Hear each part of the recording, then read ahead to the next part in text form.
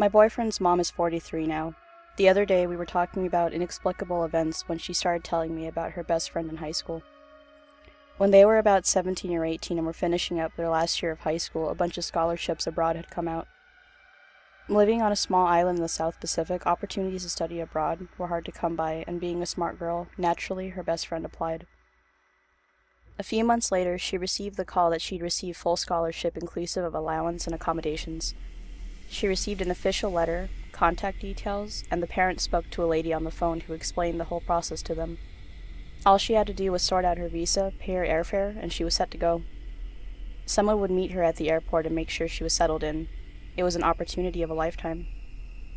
So D-Day arrives and she's off on her new adventure. The best friend gets on a plane and promises to call them as soon as she gets access to a phone. She never called home. They tried contacting the lady they had been speaking to over the phone.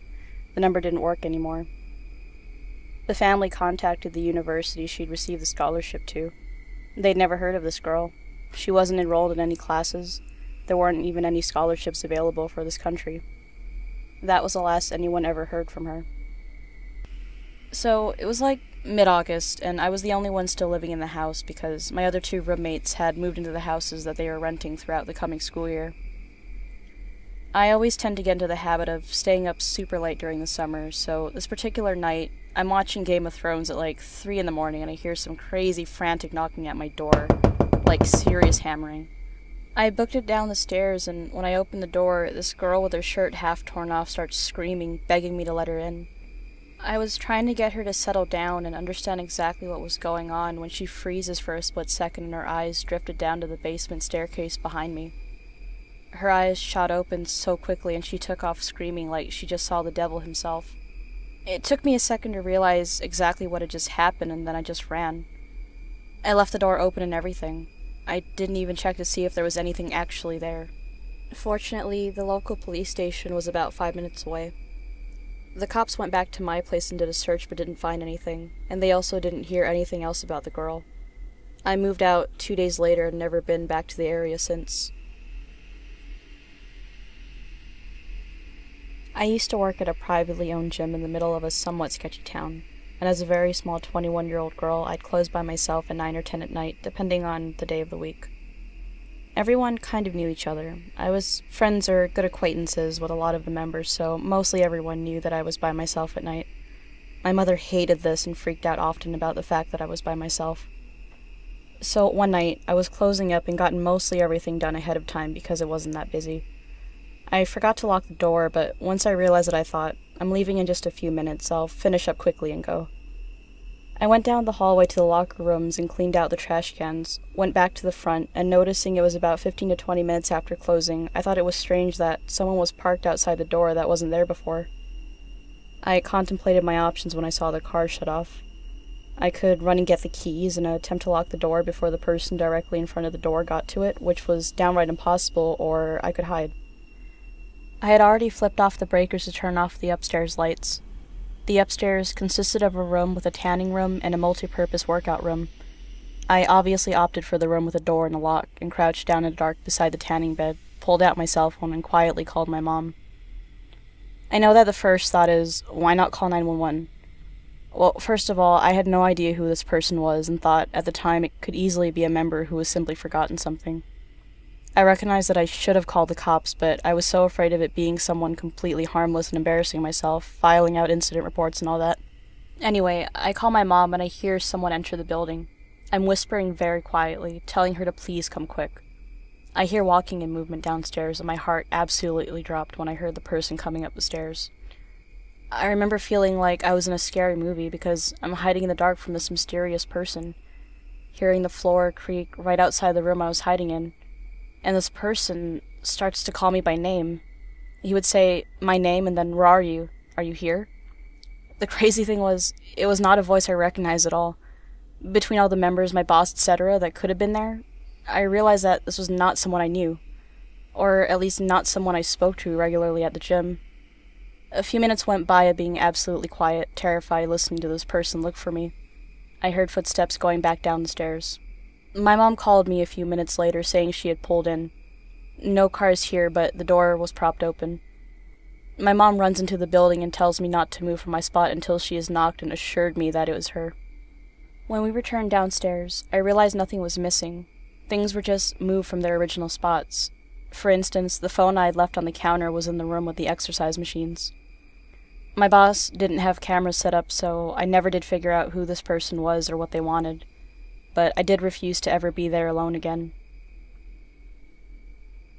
I swear up and down that this story, as much as it sounds like it's a made-up, run-of-the-mill scary doll story, is 100% true and still terrifies me.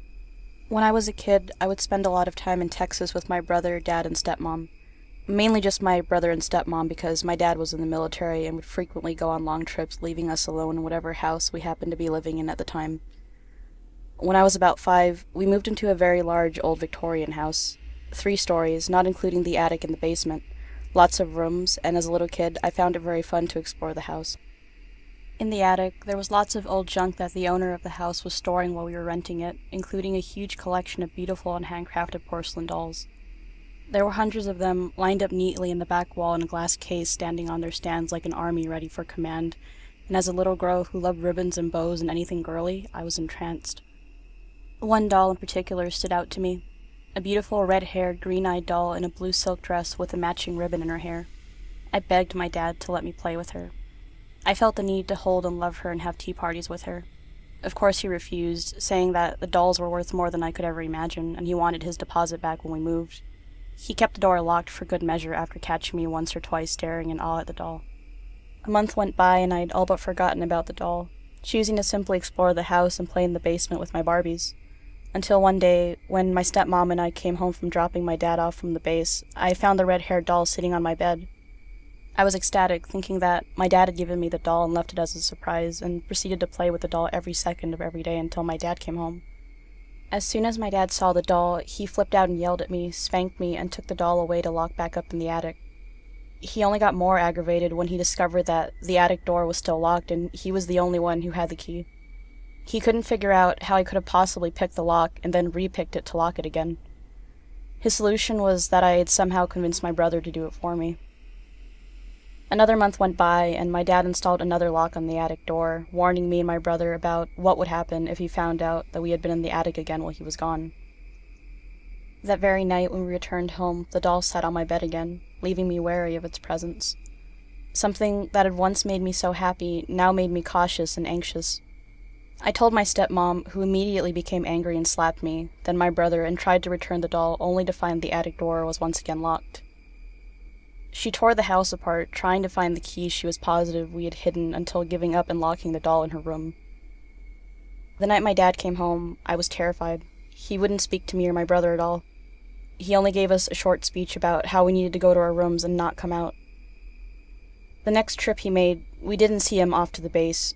We sat in our rooms and had a quiet evening alone. I spent the night sulking and trying to figure out how the doll had gotten into my room. Later on, after I'd fallen asleep, I heard soft music box-like music that slowly woke me up. I felt something near my feet, and thinking it was my cat curled up, I reached down, only to find instead of fur, a handful of hair. I turned my light on and screamed.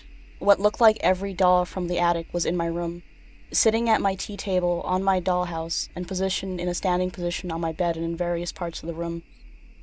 My door slammed open, and my dad appeared in the doorway where he'd apparently been waiting for me to head to the attic to claim a doll. He took one look at them, grabbed me, and ran out of the house, dragging my brother and stepmom along with us. He refuses to speak of them to this day. The most important part of the story is the backstory of the red-haired doll. Apparently, the original builder and owner of the house had a daughter who died when she was about 8, and it was customary to make a doll of her likeliness made out of her real hair and dressed in the same clothes she wore.